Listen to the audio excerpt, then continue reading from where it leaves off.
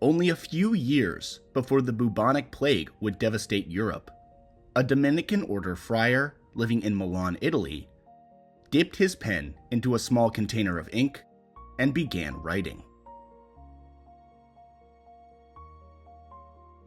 Galvano Fiamma, a scholar and member of the clergy, had authored several manuscripts throughout his life.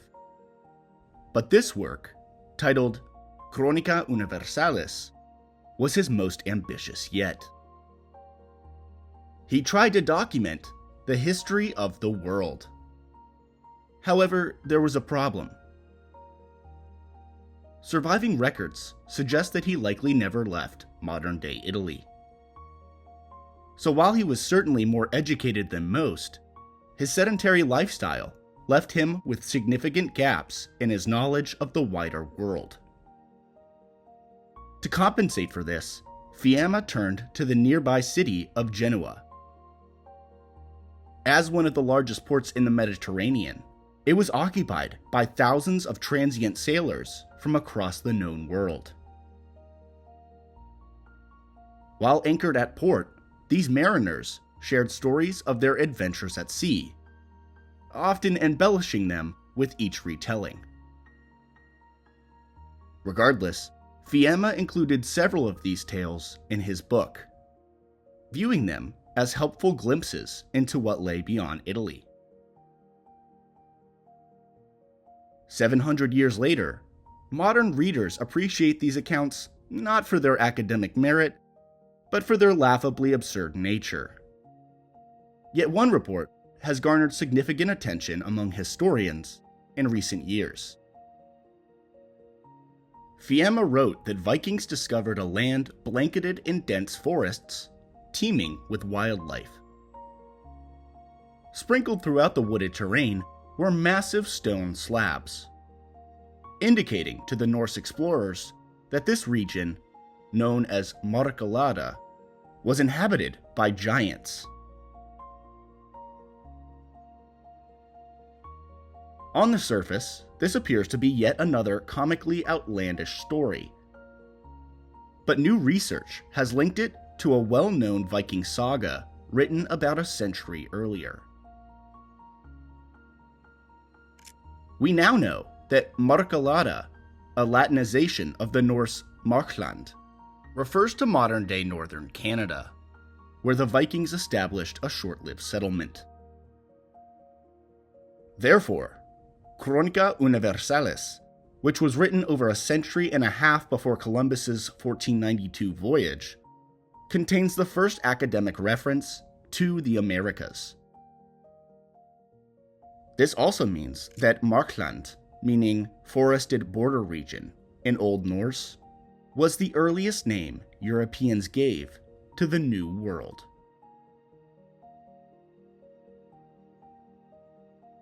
Early in our education, most of us were taught that Columbus, quote-unquote, discovered the Americas. Of course, we later come to understand the various flaws in this narrative, such as the fact that archaeologists in the 1960s determined that the Vikings reached present-day Canada around the first millennium. Furthermore, research over the past few decades has shown that Polynesian sailors interacted with Central and South American societies around that time as well. And of course, this isn't even mentioning the logical absurdity inherent to the idea that someone can quote-unquote discover a place inhabited by nearly 100 million people. Still, historians widely agree that Columbus was one of the most influential figures of all time. He brought the Americas to the fore of European consciousness in a way that his predecessors had not. This act defined the age of exploration and set in motion changes that would shape our world today. With this in mind, it stands to reason that these two continents would be named after the man who brought their existence to the mainstream. However, many of us are also taught that they were named after Amerigo Vespucci, another Italian explorer who first crossed the Atlantic years after Columbus. So what's going on here? This video, which I divided into two sections, will first explain why 15th and 16th century Europeans didn't name the mysterious western lands after Columbus. Then, we'll explore the life of Amerigo Vespucci and find out why 2 continents were named after him.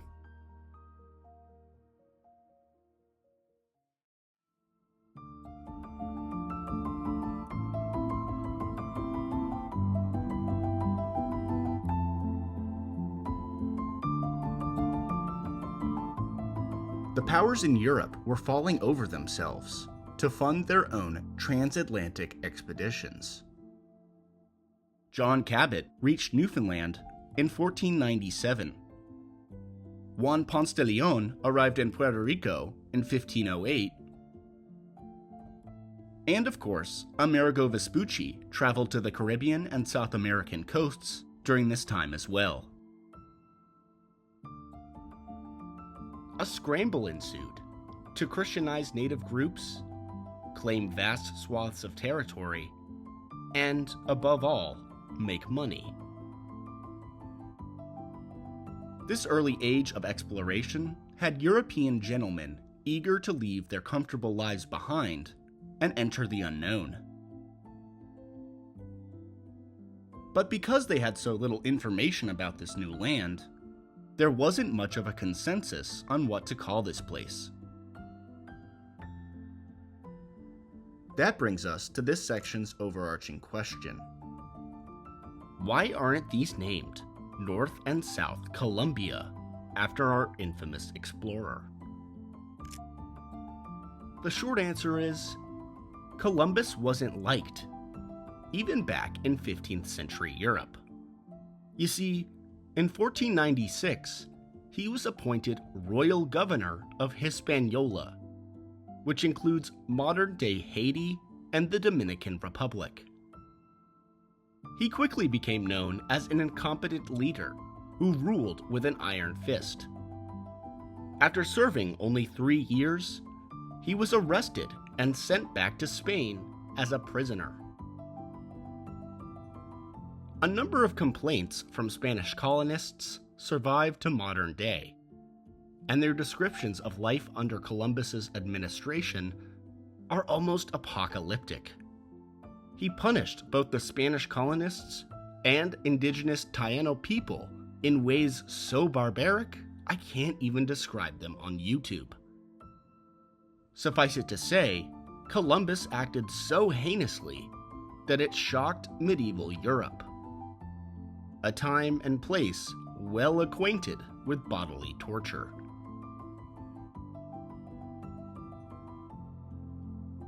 After arriving back in Spain, he would spend the next several weeks in jail, but was then eventually released. While incarcerated, though, the explorer revealed that he believed certain parts of the Bible were meant for him specifically. I'm being serious. He thought certain passages were coded prophecies that foretold his discovery of a shortcut to Asia. Therefore, why weren't these 2 continents named after Columbus? It's because he earned a reputation as a violent, incompetent leader, and a genuine nutcase. Additionally, he would pass away believing that he reached Asia, not 2 previously unknown landmasses.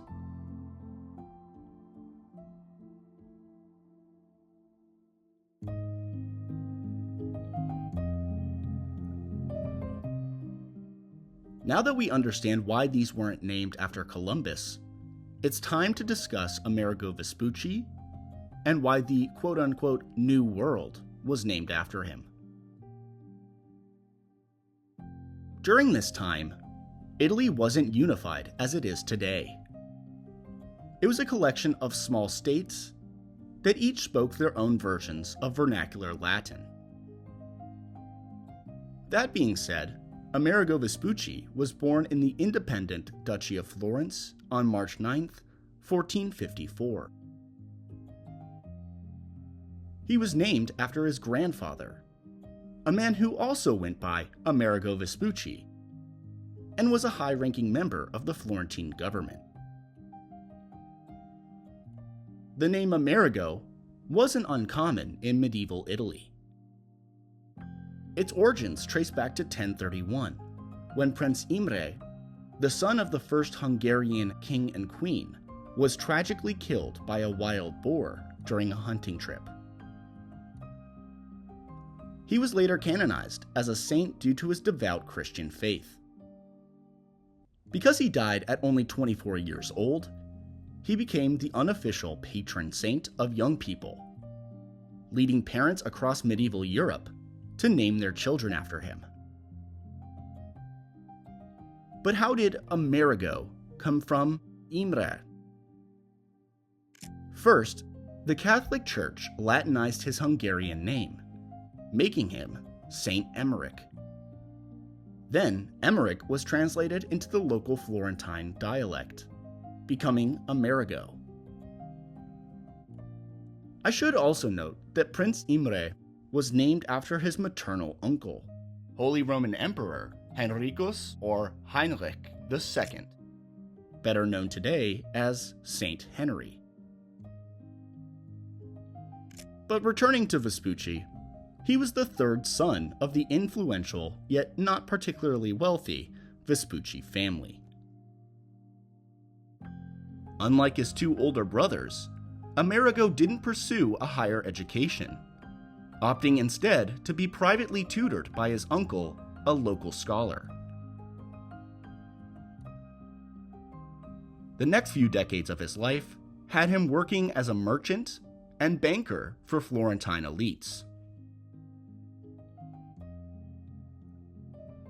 In his late 30s, however, Amerigo relocated to Seville, Spain. He was sent there to oversee the finances of the powerful Medici family. Yet he pivoted to a career in shipping and trade after news of Columbus's purported discovery spread throughout Europe. This profession eventually led him to join a Spanish voyage a few years later. Vespucci's first confirmed trip to the Americas was the 1499 Spanish expedition led by Alonso de Ojeda and Juan de la Cosa. He was described as an enthusiastic addition to the trip, with a particular affinity for geography. He read the works of ancient mathematicians such as Claudius Ptolemy and more contemporary adventurers such as Marco Polo. Additionally, he would form professional relationships with renowned explorers, including Christopher Columbus. This eagerness made him a celebrated navigator and opened the door to additional voyages. Yet, this isn't why he's remembered today. Instead, his name would be immortalized due to a realization he had during his 1501 Portuguese expedition. He compared what he saw in Brazil to everything he knew about Asia, and realized that something wasn't adding up. In a letter he wrote at the time, he proposed that these Western lands were completely separate landmasses. Approximately 3 years later, while back in Spain, Vespucci published the letter under the title Mundus Novus, or New World in Latin. His work became wildly popular in Europe and was reprinted in several different languages. It was so popular, in fact, that less than 5 years later, it reached the hands of a German mapmaker working in France. In 1507, Martin Waldseemüller completed the first world map depicting the Americas as separate from Asia. Either because he agreed with the ideas proposed in Mundus Novus, or because he accidentally mixed up Columbus and Vespucci, the cartographer labeled the new territory America. And since this was the most accurate world map at the time, it was widely reproduced across Europe. But how did Amerigo become America? First, Waldseemüller Latinized his name, making it Americus. The old Latin alphabet didn't have the letter G. It used the letter C instead. Then, because the names of continents are often feminine, ending with the letter A, they turned Americus into America. So to revisit this section's overarching question, why are these named after Amerigo Vespucci? It's because he popularized the idea that they were independent landmasses. Yet, this isn't the whole story. These two continents probably would have been called something entirely different if it weren't for Vespucci's decision to publish Mundus Novus, and for the popularity of Martin Waldseemüller's infamous map.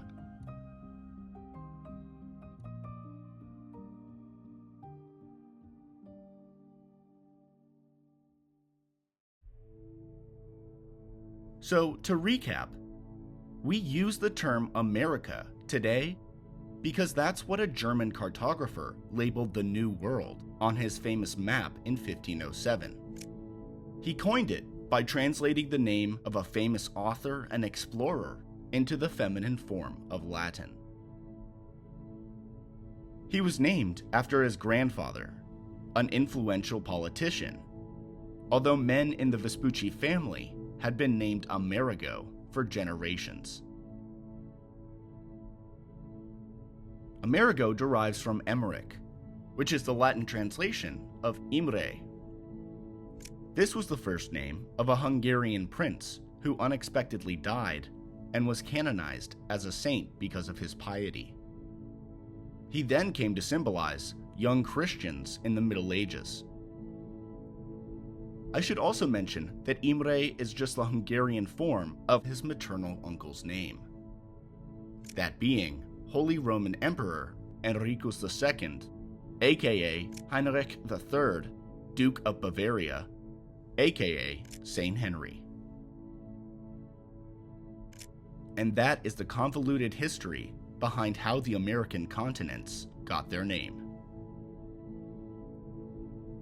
If you enjoyed this video, please leave a like and subscribe. For those interested in my bibliography, or want to know what media I used in this video, I've compiled them in the Google document I've linked in the description. And of course, thank you for watching.